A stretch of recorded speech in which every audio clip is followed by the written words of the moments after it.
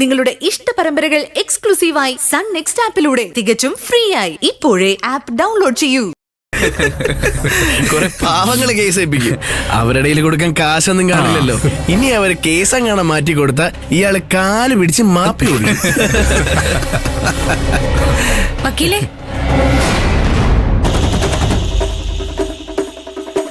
ഇതൊക്കെ ഇവര് പറയുന്ന ഒരു തമാശയെ കണ്ടാ മതി.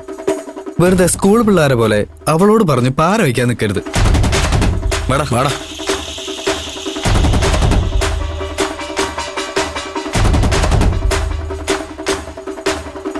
വക്കീലെന്താ ഇവിടെ?